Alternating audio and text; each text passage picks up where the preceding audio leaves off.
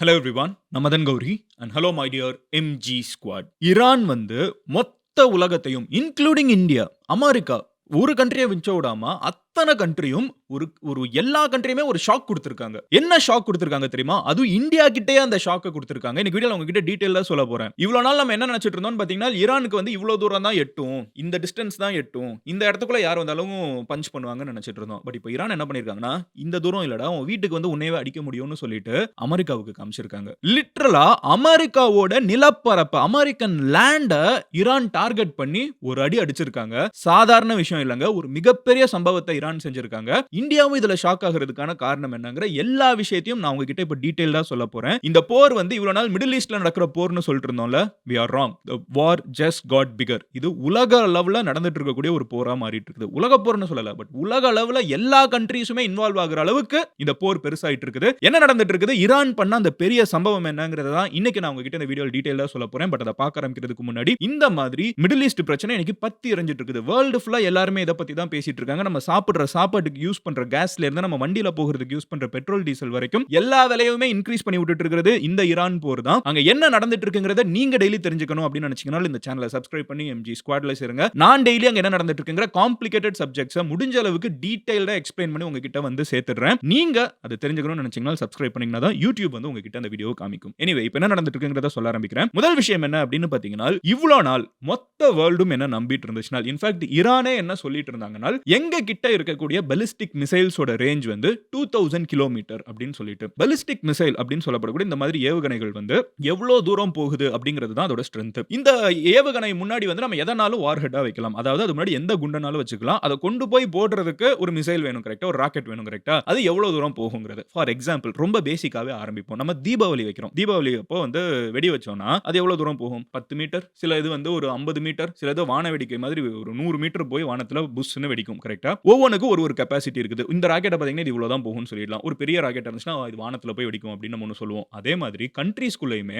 இது அதே கான்செப்ட் தானே. இங்க இருந்து ஒன்னு கிளம்பி போய் எவ்வளவு தூரம் போய் குண்டு போட முடியும் அப்படிங்கிற ஒரு கணக்கு தான். இப்போ ஈரான் வந்து என்ன கணக்கு சொல்லிருந்தாங்கன்னா, எங்க கிட்ட இருக்கிற கெபாசிட்டி வந்து மிசைல்ஸோட கெபாசிட்டி வந்து 2000 கிலோமீட்டர் அப்படின்னு சொல்லியிருந்தாங்க. 2000 கிலோமீட்டர்னா இஸ்ரேல் வரைக்கும் போகும். இதுதான் கணக்கு. ஓகேவா? நடுவுல வந்து எல்லா அரப் கண்ட்ரீஸும் இருக்குது. இந்த UAE, கத்தார், பஹ்ரைன், சவுதி இதெல்லாம் நடுவுல இருக்குது. ஈரான் இங்க இருக்குது. ஈரான்ல இருந்து இஸ்ரேல் கொஞ்சம் தள்ளி இருக்குது. ஓகேவா? நடுவுல நிறைய கண்ட்ரீஸ் இருக்குது. இந்த நிறைய கண்ட்ரீஸ் எல்லாமே வந்து அரப் கண்ட்ரீஸ் நம்ம சொல்லுவோம். இந்த மிடில் ஈஸ்ட்ல இருக்கக்கூடிய மத்த கண்ட்ரீஸ், சவுதி அரேபியா, யமன், ஈராக், ஈரான், அது இது யுனைடெட் அரப் எமிரேட்ஸ், கத்தார் எல்லாமே நடுவுல இருக்குது. இந்த சைடு இஸ்ரேல் இருக்குது. ஈரானோட மிகப்பெரிய எதிரி யாரு?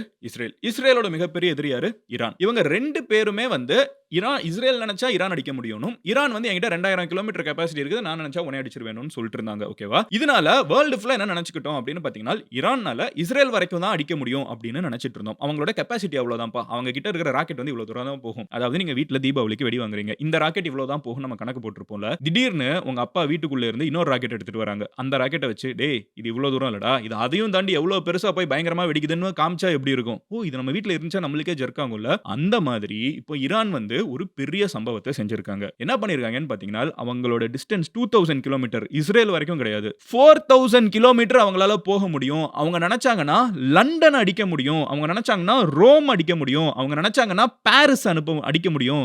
ஐஃபில் டவர்லாம் இருக்குல்ல, பாரிஸ் அடிக்க முடியும். மொத்த யூரோப்பையும் ஈரான் நினைச்சாங்கன்னா முடிச்சு விட முடியும் அப்படிங்கறத வந்து இப்போ ப்ரூவ் பண்ணி காமிச்சிருக்காங்க. என்ன மதன் சொல்ற, திடீர்னு 2000 எங்க இருக்குது, 4000 எங்க, டபுளா எப்படி அதை பண்ணாங்க, என்ன நடந்திருக்கு அப்படின்னு கேட்டீங்கன்னா, இப்போ நான் உங்ககிட்ட சொல்ல ஆரம்பிக்கிறேன். என்ன மேட்டர் அப்படின்னு பாத்தீங்கன்னா, ஈரான் ஃபுல்லாவே வந்து கம்ப்ளீட்டா மலைகள், மலை பிரதேசம். ஓகேவா? மலை, பனி, அப்புறம் வந்து டெசர்ட், ஒரு வித்தியாசமான காம்பினேஷன். ஈரானோட நேச்சுரல் ஃபோர்ட்டே இது மேப்பே எப்படி இருக்கும்னு பாத்தீங்கன்னா, இப்போ நம்ம இந்தியாவுக்கு வந்து எப்படி இமயமலை வந்து ஒரு மிகப்பெரிய அரண், சைனா வந்து நம்ம கிட்ட ரொம்ப விளையாடாம இருக்கிறதுக்கு காரணம் இமயமலை தான். அதை தாண்டி வர்றது அவ்வளவு ஈஸி கிடையாது. ஈவன் 2026ல அது ரொம்ப சேலஞ்சிங்கான என்விரான்மெண்ட். பாகிஸ்தானுக்கும் இந்தியாவுக்கும் நடுவுல பாத்தீங்கன்னா நிறைய மலை பிரதேசங்கள் இருக்குது. இந்த மலை வந்து நேச்சுரல் ஃபோர்ட்ரஸ் மாதிரி, என்னைக்குமே அது வந்து ஒரு நேச்சுரல் காம்பவுண்ட் வால் மாதிரி இந்தியாவுக்கு வந்து நார்த்ல இருந்துகிட்டே இருக்குது. ரொம்ப பெரிய நல்ல விஷயம் இந்தியாவுக்கு. ஈரானுக்கு என்ன மேட்டர்னு பாத்தீங்கன்னா, 4 சைடுமே அப்படிதான் இருக்குது. ஓகேவா? 4 சைடுமே நேச்சுரல் ஃபோர்ட்ரஸ் மாதிரி அவங்களோட மவுண்டன்ஸ் இருக்குது. அதை மீறி எல்லாம் உள்ளுக்குள்ள யாரும் போயிட்டு வர முடியாது. இப்போ ஈரான் என்ன பண்ணிட்டாங்கன்னு பாத்தீங்கன்னா, அந்த மலைக்குள்ளேயே வந்து மிசைல் சிட்டிஸை உருவாக்கி வச்சிருக்காங்க. இந்த மேட்டர் யாருக்குமே தெரியாது. இப்போதான் நம்மளுக்கே தெரிய வருது. மிசைல் சிட்டிஸ்னா இமயமலைக்குள்ள கொடைஞ்சு உள்ளுக்குள்ள ஃபுல்லா மிசைலையா thousands and lakhs of missiles ready பண்ணி வச்சிருந்தா எப்படி இருக்கும்? சைனாக்காரன் என்ன ஆவான், என்னடா மலைக்குள்ள இருந்து குண்டு வருதுன்னு யோசிப்பான்ல. அந்த மாதிரி ஈரான் வந்து நேச்சுரல் ஃபோர்ட்ரஸ் மாதிரி இருக்கக்கூடிய மலைகளுக்குள்ள கொடைஞ்சு மிசைல் சிட்டிஸை உருவாக்கி வச்சிருக்காங்க. நல்லா கேட்டுக்கோங்க. மிசைல் குட் டவுன் கிடையாது. மிசைல் நகரங்கள உருவாக்கி வச்சிருக்காங்க. இப்போ அந்த மாதிரி இருக்கக்கூடிய மிசைல் நகரங்கள வச்சிருக்கிற ஈரான் வந்து ரொம்ப நாளா காமிச்சிட்டு இருந்தாங்க. என்கிட்ட இருக்குடான்னு இந்த போர் ஆரம்பிச்சதுல இருந்தே காமிச்சிட்டு இருந்தாங்க. அவங்க வந்து செஞ்சு காமிக்கல. இப்போ செஞ்சே காமிச்சிட்டாங்க. என்ன மேட்டர்னு பாத்தீங்கன்னா டியோகோ கார்சியா அப்படின்னு சொல்லப்படக்கூடிய ஒரு ஐலாண்ட் இருக்குது. இந்த டியோகோ கார்சியாங்கிற ஐலாண்ட் எங்க இருக்குன்னு பாத்தீங்கன்னா இந்தியா கிட்ட இந்தியன் ஓஷன்ல இருக்குது. நம்ம ஓஷன்ல தான் இருக்கக்கூடிய ஒரு ஐலாண்ட். ஓகேவா? இந்தியன் ஐலாண்ட் கிடையாது. நம்மளோட விசினிட்டில நம்மளுக்கு கீழ தான் இருக்குது. ஓகேவா? நம்ம தமிழ்நாட்டுல இருந்து நேரா போனா இத போய் முட்டிடலாம். அந்த மாதிரி தான் இருக்குது. இந்த டியோகோ கார்சியா அப்படின்னு சொல்லப்படுது. இந்த கார்சியா ஐலாண்ட் இருக்குல்ல. இது வந்து ஒரு யுகே யுஎஸ் ஓட ராணுவ பேஸ். இந்த ஐலாண்ட் ஃபுல்லாவே பாத்தீங்கன்னா அவங்களோட ராணுவம் தான் வந்து மேஜரா இருக்குது. இது வந்து அவங்க கடலுக்கு நடுவுல வச்சிருக்கிறதுக்கான காரணம். இத போய் ஏன்னா வெள்ளக்காரன புடிச்சு வச்சிருக்காங்க அப்படின்னு பாத்தீங்கன்னா இத வந்து இந்தியன் ஓஷன் அவங்க கண்ட்ரோல் பண்றதுக்கு. இந்தியன் ஓஷன்ல ஒரு பிரச்சனைனா இங்க இருந்து அவங்க வந்து லான்ச் பண்ணுவாங்க. இதுவரைக்குமே பாத்தீங்கன்னா கூட ஈரான்ல வந்து தாக்குதல் நடத்துறதுக்கு எனக்கு இந்த இடத்துல பெர்மிஷன் வேணும்னு சொல்லிட்டு யுஎஸ் யுகே கிட்ட கேக்குறாங்க. ஏன்னா ரெண்டு பேருமே ஓன் பண்றாங்க இந்த ஐலாண்ட். ஓகேவா? இந்த ஐலாண்ட் வந்து லிட்டரலா கடலுக்கு நடுவுல நம்ம ஸ்ரீலங்காக்கு கீழ மேப்ல என்ன இருக்கும்? ஒண்ணுமே இருக்காது. கடல் மட்டும் இருக்கும். கரெக்ட்டா? ஆனா ரொம்ப தூரம் தள்ளி thousands of kilometers தள்ளி இந்த கார்சியா அப்படிங்கிற ஒரு ஐலாண்ட் இருக்குது. டிகோ கார்சியா அப்படின்னு ஒரு ஐலாண்ட் இருக்குது. இந்த ஐலாண்ட் யுஎஸ் யுகேங்கிற ரெண்டு கண்ட்ரீஸும் சேர்ந்து கண்ட்ரோல் பண்றாங்க. இங்க தான் வந்து அவங்களோட சப்மரின், அவங்களோட அணு குண்டுகள்லாம் போடுறதுக்கான முக்கியமான கெபாசிட்டி, மிகப்பெரிய தாக்குதல் நடத்துறதெல்லாம் இங்க தான் பண்றாங்க. அவங்க நாட்டுல இருந்து பண்ணல. இங்க இருந்து பண்ணிட்டு இருக்காங்க. எங்க இந்தியன் ஓஷன்ல இருந்து அவங்க பண்ணிட்டு இருக்காங்க. ஓகேவா? இந்த இடத்துல இருந்து தான் வந்து நாங்க வந்து ஈரானை தாக்கணும் அப்படின்னு சொல்லிட்டு அமெரிக்கா வந்து யுகே கிட்ட கேக்குது. ஏன்னா பிரிட்டிஷும் அமெரிக்காவும் வந்து ஃப்ரெண்ட்ஸ். ஆனா ரெண்டு பேருமே இதுல பார்ட்னர்ஸ். ஃப்ரெண்ட்ஸா இருந்தாலும் பெர்மிஷன் கேட்டு தான் பார்ட்னர்ஸா ஒரு இடத்துல ஒரு விஷயம் செய்யறப்ப யோசிக்கணும்ல. அப்பா அம்மா ரெண்டு பேர் இருக்காங்க. ஆனா ஒரு பெரிய டெசிஷன் எடுக்கிறப்போ அம்மா எடுத்தாலும் சரி, அப்பா எடுத்தாலும் சரி இன்னொருத்தவங்க கிட்ட கேட்டு பெர்மிஷன் வாங்கணும்ல. அந்த மாதிரி யுஎஸ் வந்து யுகே கிட்ட நான் ஈரான் அடிக்கிறதுக்கு இந்த இடத்துல எனக்கு ஆக்சஸ் வேணும்னு கேக்குறாங்க. ஏன் இந்த இடத்த கேக்குறாங்க? ஏன் மத்த இடத்தெல்லாம் விட்டுறாங்க? துபாயில இருந்து அடிக்கலாம், அபுதாபில இருந்து அடிக்கலாம். அங்கெல்லாம் அடிச்சா பதில் Iran அடிச்சிடுறாங்க.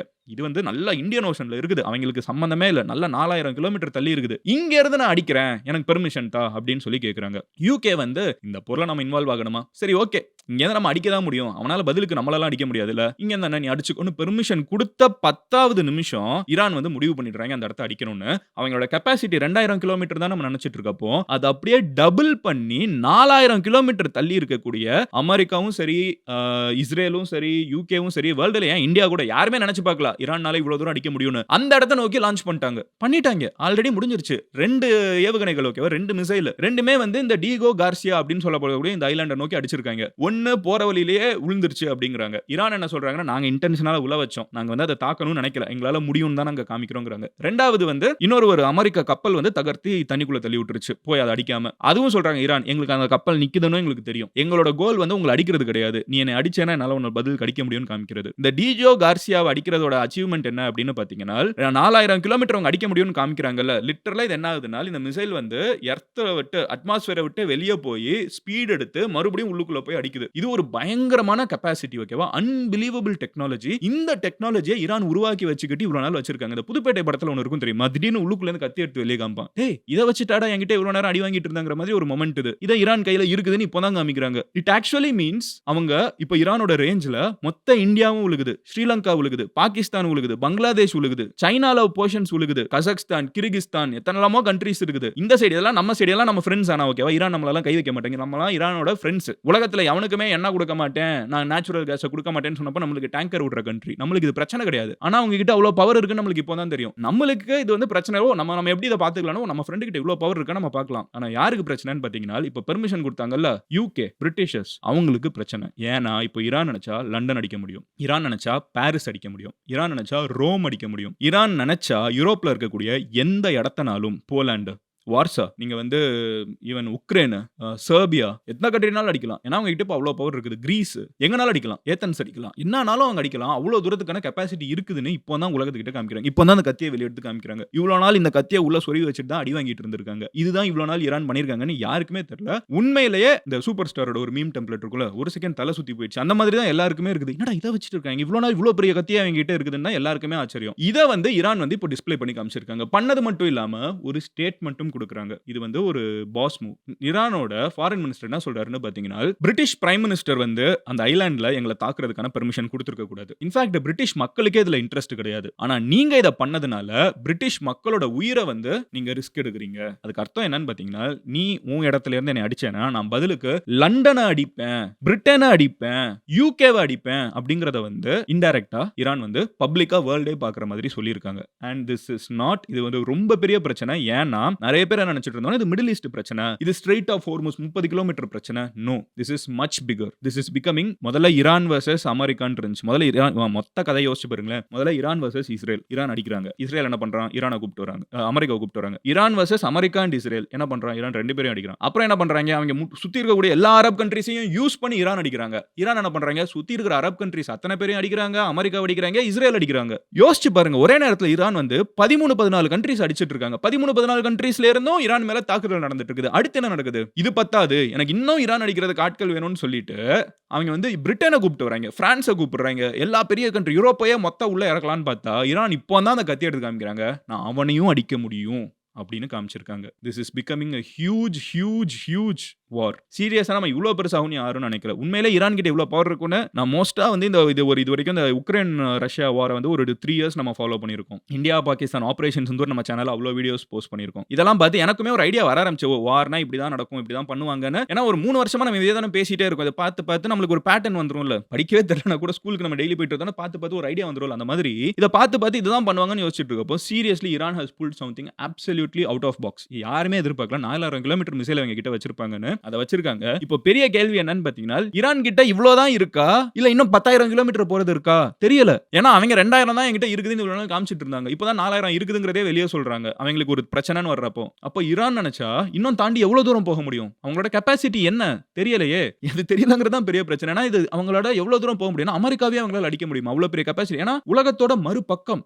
That needs a lot of technology. அவ்வளவு இருக்கா ஈரான் கிட்ட, we don't know. But Iran is surprising the worldங்கிறது தான் எண்ட் கேம். இன்னைக்கு வந்து முக்கியமான விஷயம், Iran is surprising the whole world. Iran என்ன சொல்றாங்கன்னா, கொஞ்சம் வருஷத்துக்கு முன்னாடி வியட்நாம் போர்னு ஒன்று நடந்துச்சு. அமெரிக்கா வந்து வியட்நாம்ல ஒரு சண்டையை போட்டாங்க. அந்த சண்டையில அமெரிக்கா தோத்து வெளியே போனாங்க. நம்ப முடியுதா? அமெரிக்கானாலே உள்ள வந்தாங்கன்னா அவங்க தான் மாசு கெத்துன்னு பேசிட்டு இருக்கோம். பட் வியட்நாம் போர்ல அமெரிக்கா தோத்தாங்க. யார்கிட்ட தோத்தாங்க? சாதாரண பொதுமக்கள் ஒவ்வொருத்தனும் கையில துப்பாக்கி எடுத்துட்டு கொரில்லா மூவ்மெண்ட் மாதிரி போக ஆரம்பிச்சிட்டாங்க. அவங்க கிட்ட அமெரிக்கா ராணுவம் வந்து தோத்துச்சு. ஈரான் என்ன சொல்றாங்கன்னா, எங்களையும் அந்த மாதிரி உங்களால தோக்க முடியாது, நாங்க பெர்ஷியன் எம்பையர். இன்னைக்கு தான் ஈரான், அதுக்கு முன்னாடி பெர்ஷியன் எம்பையர். அந்த பெர்ஷியன் எம்பையர் உலகத்தோட ஒன் ஆஃப் த மூத்த குடிகள். உலகத்துல மனிதர்கள் தோன்றிய காலகட்டத்திலிருந்து இன்னைக்கு வரைக்கும் பல பேர் எங்களை வந்து தோக்கடிக்கணும், எங்களை முடிச்சிடணும், எங்களை ஆட்சி செய்யணும்னு வந்திருக்காங்க. வந்தவன்லாம் செத்து போயிருக்கான், காணாம போயிருக்கான். பட் ஈரான் இன்னும் நின்னுட்டு இருக்குது, எங்களை யாருமே தொட முடியாதுன்னு லிட்டரலா இதே ஸ்டேட்மெண்ட்டை மேக் பண்ணி, நான் சொல்றதுல ஏதோ பில்டப் மாதிரி இருக்கும், ஈரான் இதையே சொல்லி ட்வீட்டே போட்டாங்க. அவங்களோட பிரசிடென்ட்டே சொல்றாரு, Iran will survive, Iran will continue no matter what. Persian எம்பையரோட கதையை பத்தி உங்களுக்கு எல்லாம் தெரியல, எங்களெல்லாம் ஒன்றும் பண்ண முடியாது, நாங்க இங்கே தான் இருந்துட்டு இருப்போம், எவ்வளவு நாள் முயற்சி செஞ்சு பாரு, எங்களை எவனாலையும் தொட முடியாது அப்படின்னு சொல்லி ஈரான் பேசுறாங்க. ஈரான் பேசுறது மட்டும் இல்லாம செஞ்சு காமிச்சிட்டு இருக்காங்க. இந்தியாவுக்கு இது கன்சர்னா?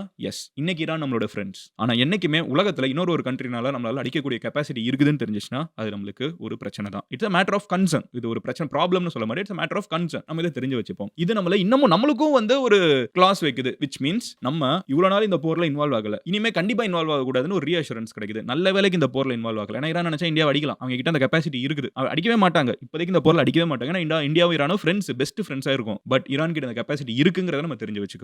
உலகத்துல நிறைய கண்ட்ரீஸ்க்கு இந்த கெப்பாசிட்டி வருது, மற்ற கண்ட்ரீஸ்க்கு நல்லது இல்ல. இதுதான் பேசிக்கா இன்னைக்கு வீடியோட கிரக்ஸ். இதுல நம்மளுக்கு என்ன மதன் டேக்அவே இருக்குன்னு கேட்டீங்கன்னா, அதே எனர்ஜி பிரச்சனை தாங்க. பெட்ரோல், டீசல், கேஸ் அன்பிரடிக்டபிளாவே இருக்கும். ஷேர் மார்க்கெட் அன்பிரடிக்டபிளா இருக்கும். நம்மளோட ஒர்க் அன்பிரடிக்டபிளா இருக்கும். இந்த இன்டர்நேஷனல் எக்ஸ்போர்ட், இம்போர்ட் அந்த மாதிரி பிசினஸஸ் அன்பிரடிக்டபிளா இருக்கும். பட் எப்பவுமே இந்த கேம் ஆஃப் த்ரோன்ஸ் பாக்குறவங்களுக்கு தெரியும், ஸ்டிக்கரா ஒட்டி வச்சிருக்கேன் பாருங்க. பீட்டர் பெய்லிஷோ இவங்களோ டிரியான் லானிஸ்டர் ஒருத்தன் ஒரு கோட் சொல்லுவான், chaos is not a pit. பிரச்சனை வந்து பள்ளம் கிடையாது, chaos is a ladder. பிரச்சனையில தான் வளர முடியும். ஸோ இது ஒரு உலகளவு பிரச்சனை. ஆனால் இதில் நம்ம எப்படி வளர முடியும்னு நீங்கள் யோசிச்சிங்கன்னா we may. ஓகேவா? ஸோ எனிவே உங்கள் ஃப்ரெண்ட்ஸ் யாருக்காவது இந்த வீடியோ தேவைப்படுது, ஈரான் எவ்வளோ பெரிய சம்பவத்தை செஞ்சிருக்காங்கிறத நீங்கள் காமிக்கணும் அப்படின்னு நினச்சிங்கன்னா அவங்க கிட்ட இந்த வீடியோ ஷேர் பண்ணுங்க. நீங்கள் இந்த மாதிரி ஈரானோட சைடும் சரி, நிறைய பேர் இன்டர்நேஷனல் மீடியா பார்த்தா அமெரிக்கா சைட்லாம் என்ன சொல்கிறாங்க அப்படியே ஒப்பிச்சிட்டு இருக்காங்க. நோ, அமெரிக்கன் சைடும் சரி, ஈரான் சைடும் சரி, ரெண்டு சைடுமே நடக்குதுங்கிறத நியூட்ரலாக நீங்கள் தெரிஞ்சுக்கணும் அப்படின்னு நினச்சிங்கன்னா நம்ம சேனலை சப்ஸ்கிரைப் பண்ணி எம்ஜி ஸ்குவாடில் சேருங்க. டெய்லி நான் கண்டென்ட்டை போஸ்ட் பண்ணிடுறேன். நீங்கள் அதை பார்க்கணும் அப்படின்னு நினச்சிங்கன்னா சப்ஸ்கிரைப் பண்ணிங்கன்னா தான் யூடியூப் உங்ககிட்ட அல்கோரிதம் மூலியமாக வீடியோ வந்து சேர்க்கும். அண்ட் எப்போவுமே நான் சொல்கிறதா, என்னை விட கமெண்ட் செக்ஷனில் டிஸ்கஷன் இன்னும் எப்போவுமே ஸ்ட்ராங்கராக இருக்கும். ஸோ நீங்கள் கமெண்ட் செக்ஷனை போய் பாருங்கள், பயங்கரமாக பாயிண்ட்ஸ்லாம் நிறைய பேர் பேசுவாங்க, நிறைய கற்றுக்க முடியும். நீங்களும் உங்களோட ஒப்பீனியனை சொல்லுங்கள். Let's keep this comment section a big democracy. I'll see you tomorrow. Love you all. Take care. Bye. Cheers MGs.